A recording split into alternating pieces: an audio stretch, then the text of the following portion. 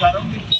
ఈరోజు ఉద్యోగ ఉపాధ్యాయ కార్మిక పెన్షనర్లు, అవుట్సోర్సింగ్ సిబ్బంది, కాంట్రాక్ట్ ఉద్యోగులందరూ కూడా మేము ఈరోజు మరి ఉద్యమ బాట మా విధులను వదిలిపెట్టి మేము రోడ్డు ఎక్కాము అంటే అందుకు కారణం ప్రభుత్వం మా మీద చూపిస్తున్నటువంటి నిర్లక్ష్య వైఖరి. మరి మా డిమాండ్స్, మా ఉద్యోగ ఉపాధ్యాయ కార్మిక పెన్షనర్లకు సంబంధించినటువంటి మరి న్యాయమైన హక్కులను మరి కాల రాస్తూ మా ఉద్యోగ ఉపాధ్యాయ కార్మిక పెన్షన్లందరినీ కూడా ఈ ప్రభుత్వం ఉక్కు పాదంతో అణిచివేస్తుంది. మరి ఈ క్రమంలో మా రాష్ట్ర జేఏసీ మరి ఇన్ని రోజులుగా ఎంతో ఓపికతో ఉన్నాం. దాదాపుగా 5 సంవత్సరాలు కావస్తా ఉంది. మా డిమాండ్స్ ఏ ఒక్కటి కూడా నెరవేర్చలేదు. కాబట్టి మా రాష్ట్ర ఏపీ జేఏసీ దశల వారీగా ఉద్యమాలు చేపట్టారు. మరి ఈ క్రమంలోనే మరి మన అన్ని రాష్ట్రాల్లో కూడా అన్ని తాలూకా హెడ్ క్వార్టర్స్ మరి ధర్నా కార్యక్రమం, ర్యాలీ కార్యక్రమం చేపట్టడంలో భాగంగానే మేము కలెక్టర్లో కూడా ఏర్పాటు చేశాం. మా డిమాండ్స్ ముఖ్యమైనవి. మరి 12వ PRCని వెంటనే అమలు చేయాలి. మరి మాకు రావాల్సినటువంటి మరి ఏపీ జీపీఎఫ్ కానీ, ఏపీజీఎల్ఏ కానీ, మరి సరెండర్ లీవులు కానీ ఇవన్నీ కూడా దాదాపుగా 2 సంవత్సరాల నుంచి పెండింగ్ లో ఉన్నాయి. మా డబ్బులు మేము కూడబెట్టుకున్నటువంటి డబ్బులు దాదాపుగా 32,000 కోట్లు ఈ ప్రభుత్వం మా సొమ్మును మరి పక్కదారి మళ్లించడం చాలా బాధాకరమైనటువంటి విషయం. మేము ఈ రోజు జీపీఎఫ్ డబ్బులు కూడబెట్టుకున్నాం.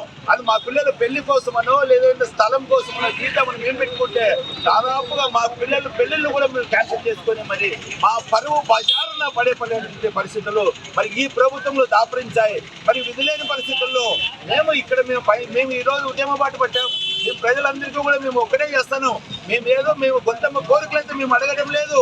మా కోరికలు, మా న్యాయం అనేటువంటి కోరికలు మేము సాధించుకోవడానికి ఈరోజు విధులేని పరిస్థితుల్లో వచ్చామని చెప్పి తెలియజేసుకుంటున్నాం. మరి అదేవిధంగా మిత్రులారా, కాంట్రాక్ట్ ఉద్యోగులకు సంబంధించి దాదాపు 3 నెలల క్రితమే 10,116 మందిని మరి కాంట్రాక్ట్ ఉద్యోగుల్ని మేము రెగ్యులర్ చేస్తామని చెప్పడం జరిగింది.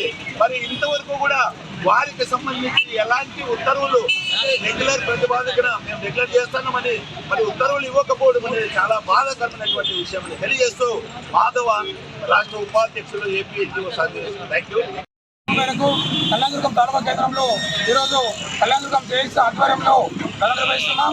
దీనికి కారణము ఈరోజు రాష్ట్ర ముఖ్యమంత్రి జగన్మోహన్ రెడ్డి గారు ప్రతిపక్షంలో ఎన్నికల్లోకి వచ్చే ముందు ఊరు వారణ, వీధిన వాడ తిరుగుతూ ఉద్యోగుల ఉపాధ్యాయ సమస్యల్ని అన్నింటినీ తీరుస్తాము, సమస్యల్లో వాళ్ళు ఉంటే ఏ విధంగా సమర్థవంతంగా చేయొచ్చు, దీన్ని ఖండిస్తున్నాను, ప్రభుత్వం రానివ్వండి, వస్తే అన్ని రకాల సమస్యలు తీరుస్తామని చెప్పని మాట ఇచ్చిన ముఖ్యమంత్రి గారు ఈరోజు ముఖ్యమంత్రిగా వచ్చి 4.5 ఏళ్ళు దాటి 5 ఏళ్ళు అయిపోతున్నప్పటికీ కూడా ఏ ఒక్క సమస్య కూడా తీర్చకపోగా మరొక అనేక సమస్యల్ని కొత్తగా చూస్తున్నారు.